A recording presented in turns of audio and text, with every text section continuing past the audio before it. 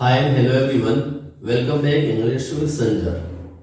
आज मैं आपको हैव टू, हैज टू और हैड टू और विल हैव टू के बारे में बताने जा रहा हूँ कि have to, has to, had to और विल हैव टू का कहाँ पर सही तरीके से इस्तेमाल करेंगे। आज हम इसके बारे में सीखते हैं। So let's get started. देखो क्या होता है कि जब आप बोलते हो कि मुझे जाना पड़ता, मुझे सुबह उठना पड़ता, तो यहाँ पे क्या है कि ये हमारी मजबूरी है या हमारी कंपल्शन है। तो यहाँ पे जो होता है ना कि जहाँ पे लगा रहे हैं मुझे जाना पड़ता है, मुझे सुबह उठना पड़ता है या मुझे उससे मिलना पड़ता है, या आप सिंपली ये भी बोल सकते हो कि मुझे वहाँ जाना है, मुझे उससे बात करना है, मुझे उससे मिलना है। तो यहाँ पे भी हमारी क्या मजबूरी ऐड है, हमारी कंपल्शन ऐड है।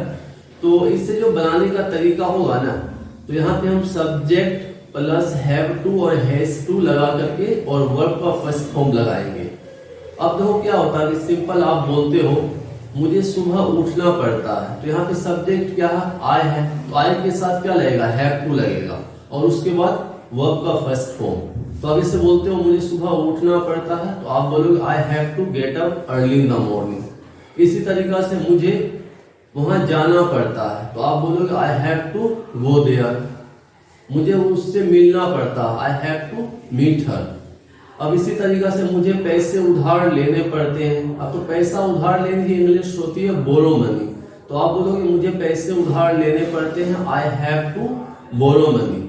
अब आप इसे बोलते हो कि मुझे उसे समझाना पड़ता। अब तो समझाना पड़ता है, समझाने की इंग्लिश होगी अंडरस्टैंड, तो समझाना तो मेक हिम अंडरस्टैंड।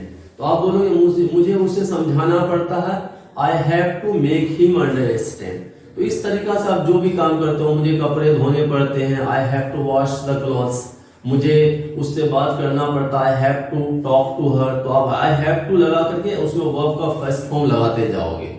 अब देखो क्या होता है कि हम मैक्सिमम जो होता है ना सामने वाले से कंफर्म कराते हैं। इसे बोलते हैं ना कि क्या तुम्हें सुबह उठना पड़ता है, क्या तुम्हें उससे मिलना पड़ता है। तो जब हम सवाल पूछेंगे ना, तो यहाँ पे do you have to action हो जाएगा, या आप फॉर्मूला बनाओगे तो डू प्लस उसके बाद subject plus have to, has to और एक्शन हो जाएगा। तो हम पहले होता ना कि जब मैक्सिमम यू के बारे में बात करते हैं, तो सिंपल फॉर्मूला बनेगा do you have to action हो जाएगा।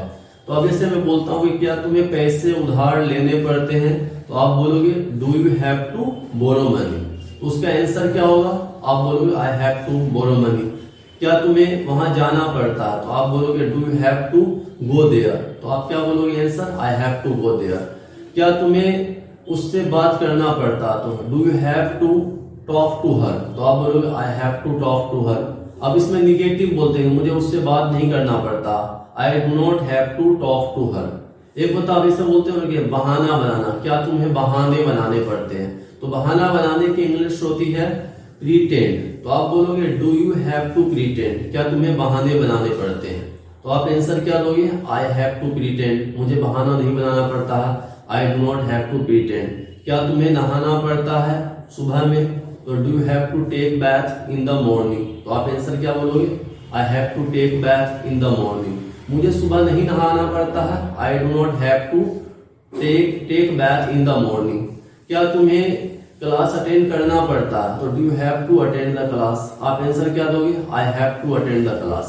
मुझे क्लास अटेंड नहीं करना पड़ता है, तो आप बोलोगे I do not have to attend the class. जब सामने वाले से हम बात करेंगे तो इस तरीका से do you have to action लगा करके आप कोई भी सवाल पूछते चले जाओगे। वो जैसे बहुत सारा होता है, जैसे क्या तुम्हें घर में झाड़ू लगाना पड़ता, तो घर में झाड़ू लगाने की इंग्लिश होगी स्वीप द हाउस। तो आप क्या बोलोगे, do you have to sweep the house. क्या तुम्हें घर में झाड़ू लगाने पड़ते हैं, तो आंसर क्या देंगे, I have to sweep the house. मुझे घर में झाड़ू नहीं लगाने पड़ते, I do not have to sweep the house. अब देखो इसमें क्या होता है कि हम क्वेश्चन जो ना सामने वाले से ना करके थर्ड पर्सन के बारे में भी सवाल करते हैं। जैसे बोलते हैं क्या उसे सुबह उठना पड़ता है, क्या उसे मार्केट जाना पड़ता है, क्या उससे बात करना पड़ता है। तो यहाँ पे क्या थर्ड पर्सन और सिंगुलर नंबर है। तो इसमें जैसे सिंपल होता है कि उसे वहां जाना पड़ता है, उसे सुबह उठना पड़ता है, उससे बात करना पड़ता। तो यहाँ पे ही होगा या शी होगा या किसी का नाम होगा राम, तो ये थर्ड पर्सन सिंगुलर नंबर है, तो उसके साथ हैज टू लगेगा और एक्शन का फर्स्ट फॉर्म लगेगा, वर्ब का फर्स्ट फॉर्म लगेगा। अब इससे बोलते हो कि उसे वहां जाना पड़ता है, he has to go there. उसे सुबह उठना पड़ता है, तो he has to get up early in the morning. उसे पैसे उधार लेने पड़ते हैं, he has to borrow money.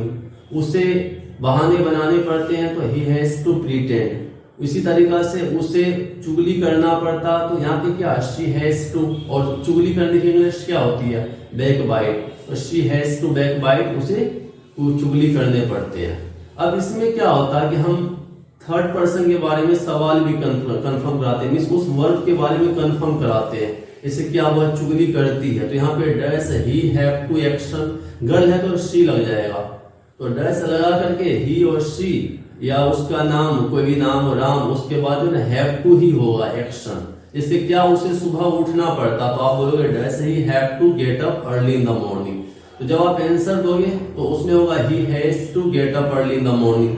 Negative, उसे सुबह नहीं उठना पड़ता, तो आप बोलोगे he dash not have to get up early in the morning. उसी तरीका से क्या, उसे जोर से बोलना पड़ता, तो आप बोलोगे dash he have to speak loudly. तो आप आंसर क्या देंगे, he has to speak loudly, उसे जोर से बोलना पड़ता। उसे जोर से नहीं बोलना पड़ता, he dash not have to speak loudly.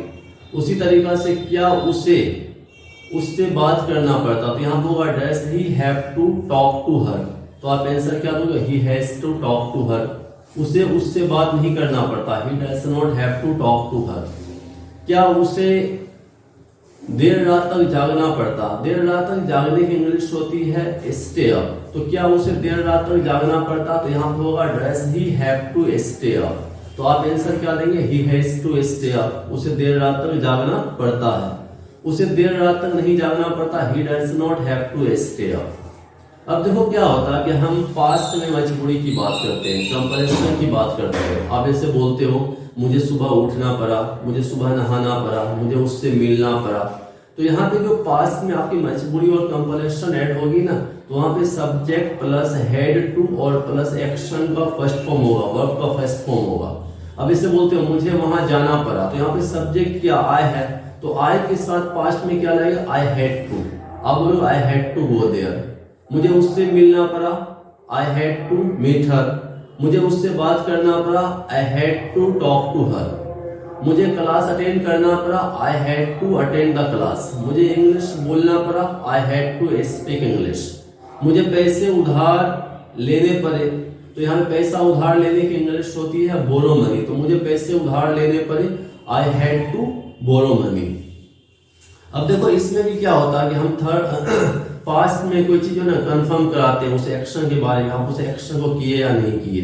जैसे मैं पूछता हूँ कि क्या तुम्हें वहां जाना पड़ा, क्या तुम्हें उससे मिलना पड़ा, तो यहाँ पे फॉर्मूला क्या हुआ, did plus subject plus have to और एक्शन हो जाएगा। जैसे मैं आपसे पूछता हूँ कि क्या तुम्हें सुबह उठना पड़ा था, तो यहाँ पे डिड है, सब्जेक्ट क्या है, यू, तो did you have to get up early in the morning.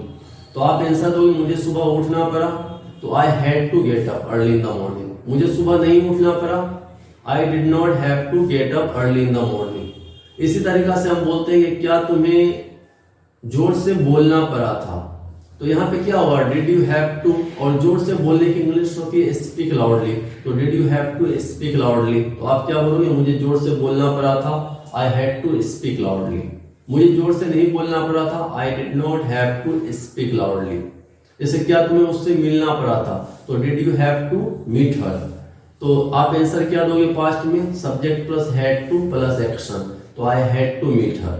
मुझे उससे नहीं मिलना पड़ा था, I did not have to meet her. इससे मुझे वहां नहीं जाना पड़ा, I did not have to go there. मुझे वीडियो बनाना पड़ा, तो I had to make the video.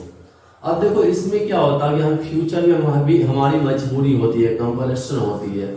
अब ऐसे बोलते हैं मुझे वहां जाना पड़ेगा, तो यहाँ पे क्या हुआ, subject plus will have to plus action का फर्स्ट फॉर्म होगा।